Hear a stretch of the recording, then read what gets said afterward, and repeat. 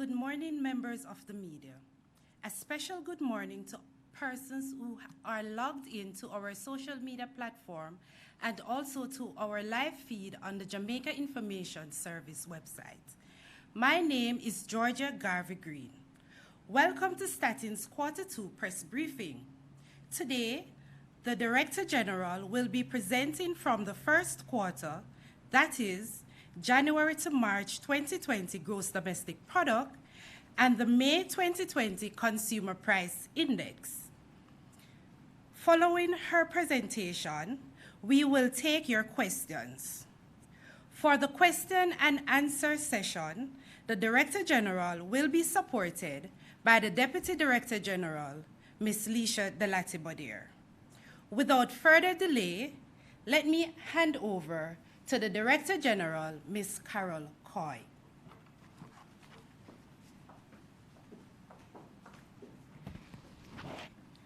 Good morning, ladies and gentlemen.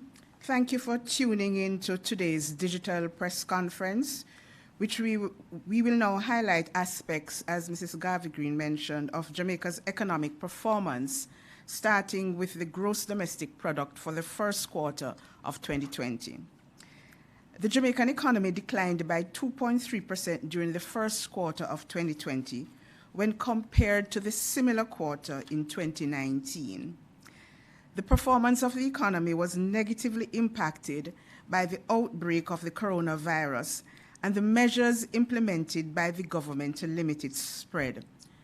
Some of these measures included the implementation of a work-from-home order in mid-March, the closure of schools, bars, and other places of entertainment, an all-island curfew, and the imposition of overseas travel restrictions. These measures significantly impacted areas in the tourism industry, tourist-related activities, and commerce.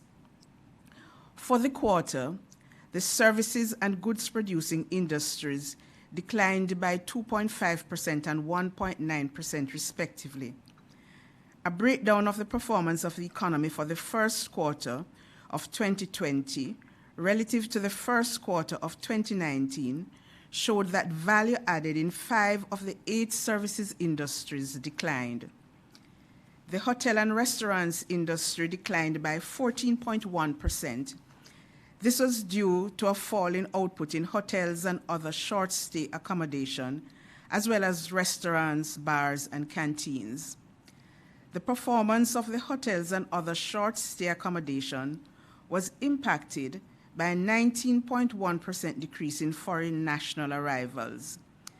The decline in arrivals was mainly due to travel restrictions imposed by government on inbound travel in March 2020 to limit the spread of the coronavirus. Restaurants, bars, and canteens were adversely impacted by the closure of these establishments and the imposition of curfews to limit the spread of the virus. There was a decline of 1.3% in the wholesale and retail trade, repairs, installation of machinery and equipment. This was reflective of lower output levels in the construction industry, as well as a decrease in the imports of goods. There were, however, some areas within the wholesale and retail trade, such as groceries and pharmacies, which recorded increased revenue as a result of increased demand for food and pharmaceutical products because of COVID-19. Transport, storage, and communication declined by 2.5%, due to a decline in the transport and the post and telecommunication sub-industries. It must be noted that within the transport sub-industries, restrictions were imposed by the government on both domestic and international travel in mid-March 2020. Consequently, there was a decrease in the total number of passengers traveling through both international airports. There was also a decline in the total volume of cargo moving through the ports. Finance and insurance services declined by 1.2%, mainly attributed to a fall in insurance services. Other services declined by 3.2%. This industry was also impacted by the measures implemented to limit the spread of COVID-19. The industries that recorded growth were electricity and water, which grew by 2.1%. This increase was attributed to increases in both water consumption of 3.9% and electricity consumption of 1.6%. Real estate renting and business activities and the producers of government services both increased by 0.2%. Now we'll look at the performance of the goods-producing industries. The 1.9% decline recorded in the goods-producing industries was mainly attributed to lower output levels in the mining and quarrying and construction industries. However, the agriculture, forestry and fishing and manufacturing industries recorded growth. The mining and quarrying industry declined by 35.8%, and this was as a result of decreased production in both alumina and crude bauxite. In the first quarter of 2020, alumina production fell by 39.9%. This was largely due to the closure of the Gisco Alpart refinery. The fall in production was also reflected in exports, where the quantity of alumina exported decreased by 38.6%, moving to 398.9 thousand tons in 2020 from 649.6 thousand tons in 2019. The production of crude bauxite declined by 23.4%, largely influenced by decreased demand from overseas markets. The quantity of crude bauxite exported was 600.9 thousand tons in 2020, moving from 773,000 tons in 2019, a fall of 22.3%. Looking at the construction industry, real value added decreased by 3.3% due to reductions in all three groups within this industry, namely building construction, civil engineering, and building installation. It must be noted that activities in civil engineering were lower in 2020 when compared to the level recorded in 2019. This was largely attributed to the recent completion of road projects under the Major Infrastructure Development Program.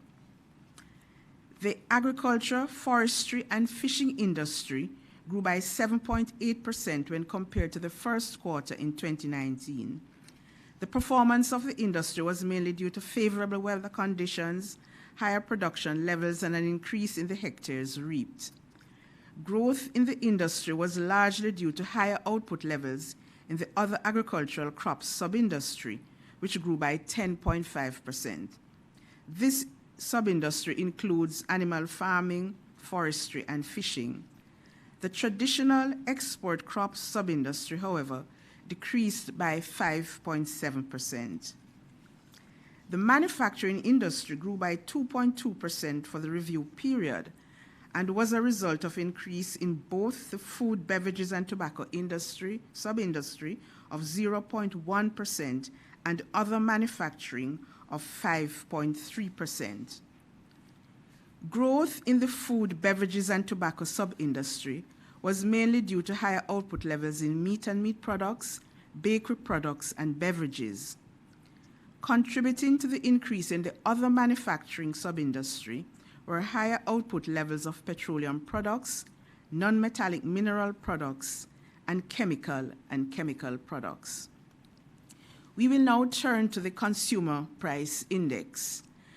The Consumer Price Index, which we refer to as the CPI, measures the movement of prices of consumer goods and services purchased by private households and is one of the most widely used statistics for measuring inflation.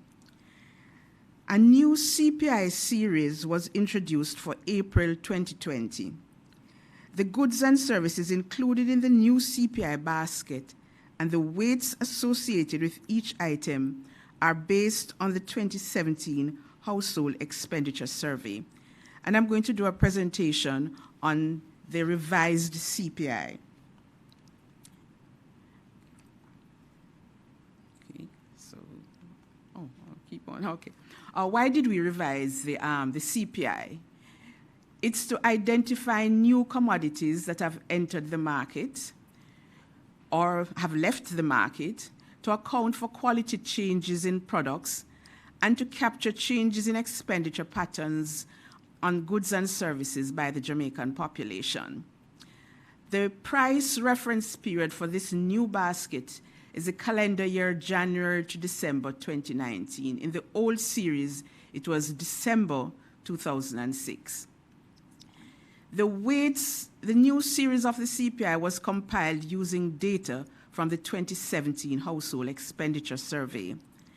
And the CPI, the new CPI series, reflects the expenditure patterns of the low to middle income households in Jamaica, and this represents quintiles 1 to quintile 4. The classification system used in the new CPI is based on an international classification that we call COICOP, and we are using the latest version, which is the 2018. And the classifications are food. We have food and non-alcoholic beverages, which we had in the old, alcoholic beverages, tobacco, and narcotics. We also have a group, food, clothing, and footwear. Then there's housing, water, electricity, gas, and other fuels.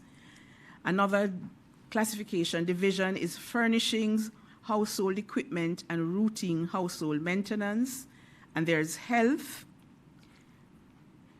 The next we have is transport, then information and communication, and there's been a modification to this. In the old CPI, we just had a group called communication, so we now have information. Recreation, sport, and culture has been modified, so some items that were previously in recreation, sport, and culture, they have now moved to information and communication. We have educational services, there's restaurants and accommodation services, and there's a new group. So in the old group, we had a miscellaneous division, and this has been broken out. So we now have insurance and finance services as one division, and there's a group called personal care, social protection, and miscellaneous goods and services. So these are the groups in which we will now be reporting the new CPI. I want to still just look briefly at the household expenditure survey, because this impacted the new CPI. And the most recent household expenditure survey was conducted by STATIN in 12 monthly surveys during 2017. The survey was carried out in all 14 parishes, and as I said, it forms the basis of the revision of the newly launched CPI. The target population for this survey were individuals living in private dwellings at the time of the survey, and they had to be usual residents of Jamaica. In the household expenditure survey, we asked persons about what they purchased, how often they purchased these items, the amount they spent on the different goods and services, and where they purchased these goods and services. And so the items included a wide range. It included food and non-alcoholic beverages. We looked at alcoholic beverages. We had sporting activities, entertainment, personal grooming. We looked at baby items. And so there was a wide range of goods and services that we asked household on. In looking at how we moved from the household expenditure survey to the CPI. So first, we administered the household expenditure survey, as I said, in 2017. From the information that we get, we were able to determine what items would be put in the basket of goods and services. It also allowed us to determine the weights, because the weights are critical in computing the CPI. So items that Jamaicans spend more on would have a larger impact on the CPI on something that they rarely spend on. And it also assisted us in determining which outlets we would go to collect prices. Once we have had this information, we now undertake, which STATIN usually do, a monthly price survey. So every month, we will now go out and collect prices for the items that the basket showed. Then we calculate a series of index numbers, and the change in the index numbers between 2 times is what would give us our inflation rate. Okay. how did we select the items in the new basket? So the main criteria for inclusion in the basket is the level of expenditure on an item. So we would look at the total expenditure by households, and it's the level of expenditure on this item is one of the criteria. We also have to look at the feasibility of obtaining accurate and reliable prices. So it doesn't make sense for us at STATIN to choose an item where we will have difficulty collecting prices. So items with an expenditure weight of 0.5% or higher, we would have put in the basket. The exception is if only one item is in a group, then it would be selected regardless of its weight. If the expenditure on a commodity was not significant for inclusion in the basket, then its weight would have been redistributed among the other commodities in that related subgroup. So in the new basket, we have over 300 plus commodities.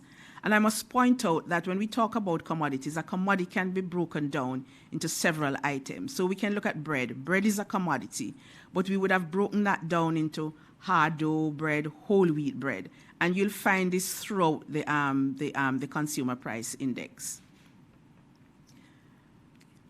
So how did we select the outlets? The outlets, as I mentioned before, were selected using data from the Household Expenditure Survey. We would also have looked at information from our administrative sources and from expert interviews. The outlets are primarily located in commercial districts right across Jamaica, where the majority of householders shop. And currently, we have about a little over 1,350 outlets that we use to collect prices. Our price collection. Prices are collected for most items on a monthly basis, and we go to a wide variety of outlets. So we have the grocery stores, we have our markets, we have our clothing and footwear stores, furniture and appliances, shops, garages, doctors, dentists, law offices, schools, insurance companies, beauty and barber shops, barber salons. So you see it's a wide variety of outlets that we go to. For some items, which is a change when compared to the old basket, we collect prices twice monthly, and these are items that have volatile prices, such as petroleum and agricultural products.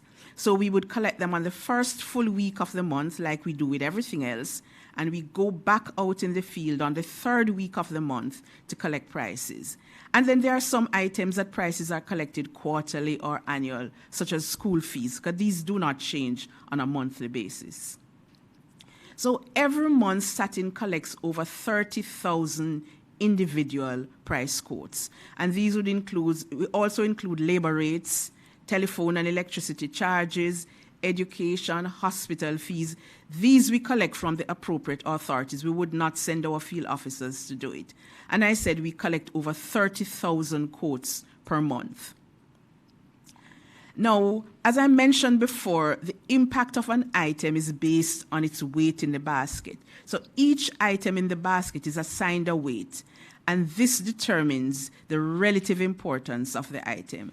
And the weight is assigned to each division based on the percentage of its expenditure to total expenditure. So we would look at the total expenditure coming out of the Household Expenditure Survey, and each division's expenditure would be that.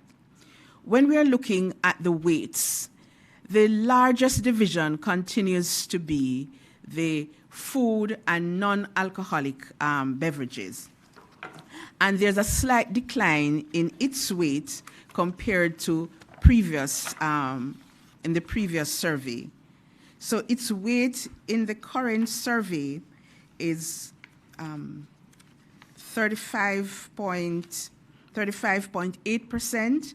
In the old CPI, it was 37.5%. So it's 35.8, and it has gone down compared to 37.5.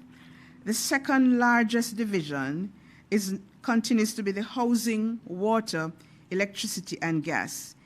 In this new CPI weight, its weight is now 17.8%, and this is an increase from 12.8% in the previous basket. And the third largest division is transport. Its weight is now 11.2%, down from 12.8%. The new divisions, such as information and communication, its weight is 4.6%. Recreation and culture, its weight is 5%. Restaurant and accommodation services, its weight is 6.7%. So those are some of the change in the weights that we would have had in the new basket. Turning now to the May CPI. The inflation rate for May, because this is the second in the series, was 0.1%. And this increase was largely due to the 1.1% increase in the heavily weighted food and non-alcoholic beverages division. Higher prices for agricultural produce such as cabbage, lettuce, and potato resulted in the class vegetables, tubers, plantains, cooking bananas, and pulses increasing by 2.3%. There was also an increase of 1.5% in the index for the housing, water, and electricity, gas, and other fuels division. This was mainly due to a 5.6% upward movement in the index for the group electricity, gas, and other fuels. This group was impacted by higher electricity rates for the month. Increases were also recorded in the index for alcoholic beverages, tobacco, and narcotics, 0.6%, clothing and footwear up 0.4%, furnishings, household equipment, and routine household maintenance, 0.6%, health, 0.2%, recreation, sport, and culture, 0.2%, and personal care, social protection, and miscellaneous goods and services, 0.8%. The overall increase in the rate of inflation, however, was moderated by decreases in the index for education and transport. The index for education fell by 22.1%, primarily influenced by a decrease in private tuition fees for the summer term. The index for the transport division decreased by 0.3% due to lower prices for petrol during the month. I will now provide an update on some of our surveys that were affected by the measures taken in response to COVID-19. As you would have known, STATIN had canceled the April labor force survey, but we will be conducting a July labor force survey. We have added a COVID-19 module in this survey, and this is to assess the impact of the pandemic on the labor force. Measures will be taken to minimize the risk, particularly to our data collection staff and the households with which they interact. In closing, STATIN thanks the respondents who continue to take time out of their busy schedules to participate in our household and business surveys. We reiterate the need for continuous participation in our surveys. We also thank the respective ministries, departments, and agencies for making their administrative records available for the compilation of statistics. The public can rest assured that the information provided is kept in the strictest confidence. We will continue to monitor the recommendations and guidelines established by government to limit the spread of COVID, and will adjust our operations accordingly. We are committed to keeping our staff safe as well as minimizing the risks to our respondents. Thanks again.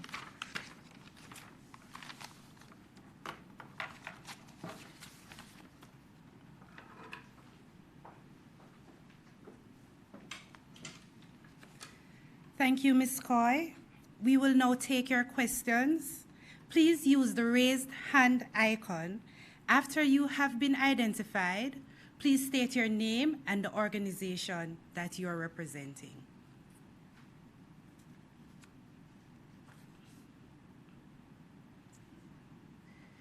Do we have any questions?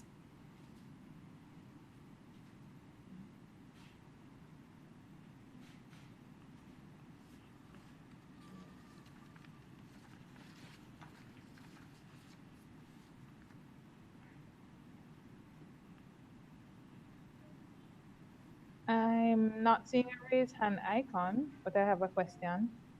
Okay, can you go ahead and identify yourself, please? Hi, morning. So I'm Anne-Marie Thomas from Jane Fund Managers. Is there a rebasing factor that can be provided so that we can convert the current series back to the old series? Because in the financial sector, we have a trend going and we use it to calculate a lot of stuff here. And with no trend, no trend there, we can't convert and we can't apply it to our statistics that we use. Is there a rebasing factor that can be provided?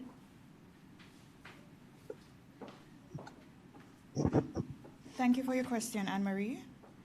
We have computed a rebased series back to 1976, and that will be placed on our website. So that will be provided. Could you state when? It will be on there today. Thank you. Mr. McIntosh, I'm told you have a question. Morning. Morning. Question regarding the surveys. How have the STATIN preparations for the 2021 census, household census, been affected? Well, by COVID. Okay, the population and housing census is more, as you would have been, because it has been in the public domain, that the budget for the 2021 census was reduced. So we will not be able to undertake a census in 2021 because the census takes quite a bit of planning. So in the cut in the budget, we will not be able to do the major preparations that we would have anticipated that we would have been doing during this fiscal year. So the census has had to be postponed from April 2021. Any new date? We are hoping that in April 2022 that we will be able, if funds are available, because the census depends on budget, on funding from the government of Jamaica. Okay, thanks. There's another question from Diana. Good day. I was here in one of the previous, sorry, I'm Diana Da Costa from the World Bank Group. I was here for one of your previous quarterly press briefings, and you mentioned a national research agenda for COVID-19 that was initiated by the Ministry of Health and that STATIN was helping to coordinate. Is there any update on the survey that has been going on for that and the report? Like, when can we see a report on that, or if it will be public? Thank you. Thanks, Diana, for your question. Regarding the National Research Agenda on COVID-19, the work on that continues. It is a 2-year-long project at this moment. With regards to the different aspects of that research agenda, a roadmap has been drafted, and that will be shared with the development partners and other relevant stakeholders in short order. With regards to the KAP survey that we did in the month of May, that we are currently in the process of analyzing that data, and that those results will be ready shortly. As soon as those results are ready, and once we have shared them with our primary partner, which is the Ministry of Health, then we will make those results public. Thank you.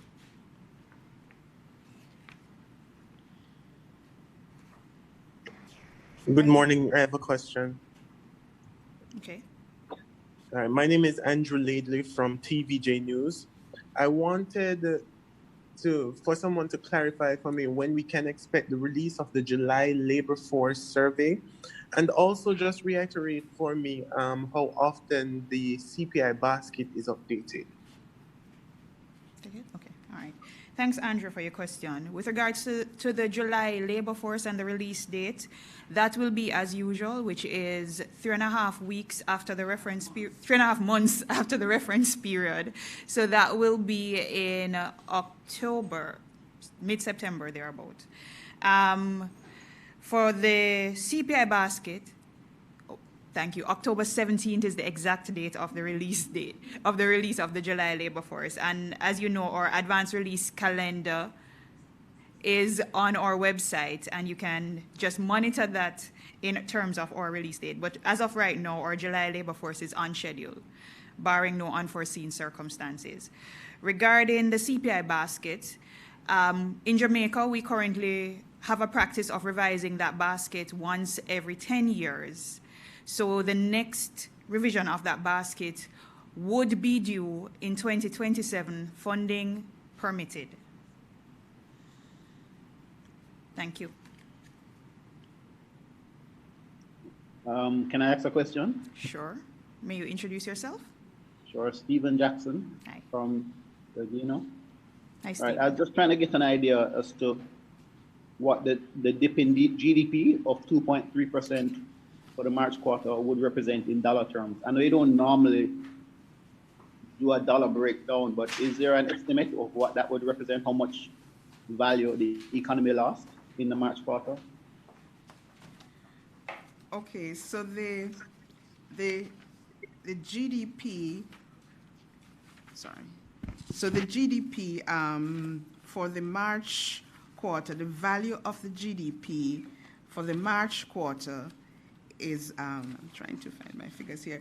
It's $191 billion, $191,053 million. And this compared to $195,591 million in 2019. Okay, understood. Okay. Understood. All right. Thanks. And can you hear me? Just one final thing in terms of the basket. You can go Hello? ahead, Steve.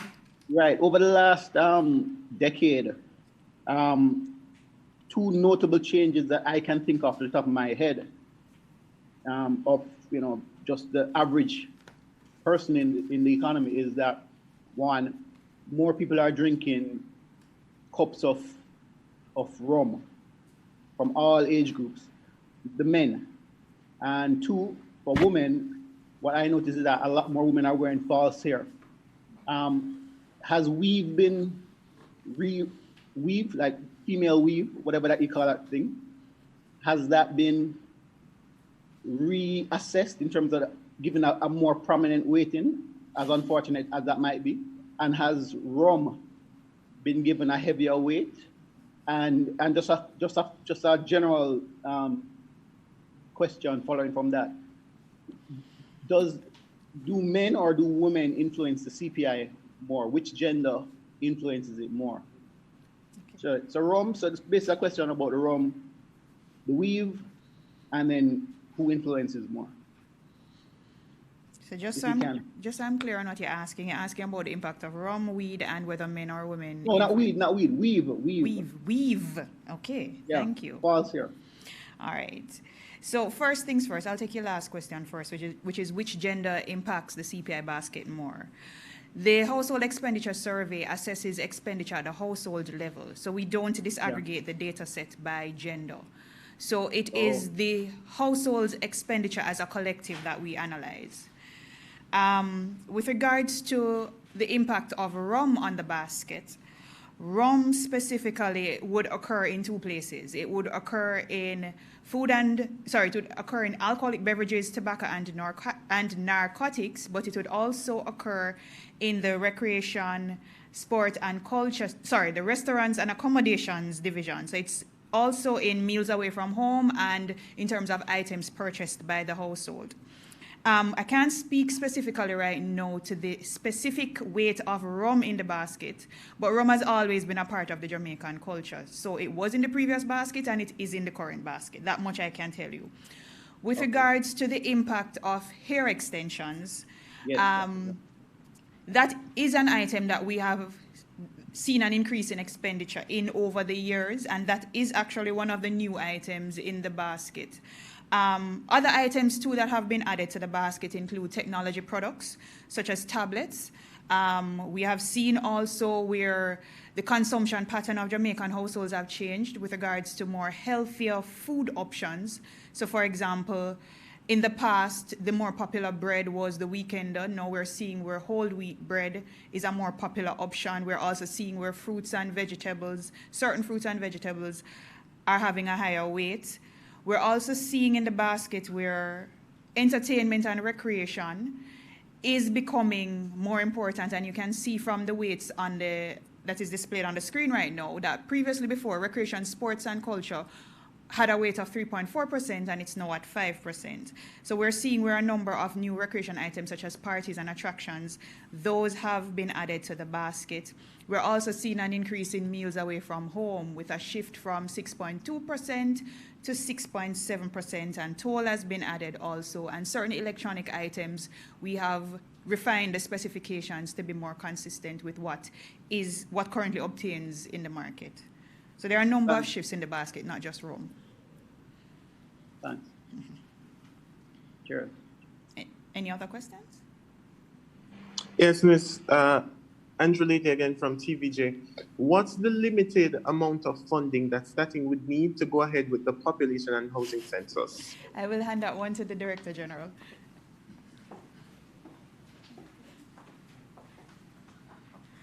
Okay, if you were to look in this year's budget, in March, we were allocated, I think, $927 million for preparation this year. Currently, we only have 27 million left. The 900 million has been reallocated. And we suspect because of COVID, government has had to do some reallocation of the budget. So you understand the impact of the reduction in how we can go ahead and prepare for the budget. Because for the census, one of the issues is that we are for this census we would be using tablets rather than paper. The cost of the tablet, which we would expect to purchase this year, we will not be able to purchase because as part of the government, there's a whole issue of the procurement, so we have to go through the procurement process, which would take some time. And so with a cut in that budget, we are unable to go ahead with activities like that. Any more questions? Oh, for the census, I should point out, though, the preparation for the census is still ongoing, and there is a pilot of the census, and the pilot is just a dry run of the census where we go through all the activities that will still be undertaken during this fiscal year. Okay.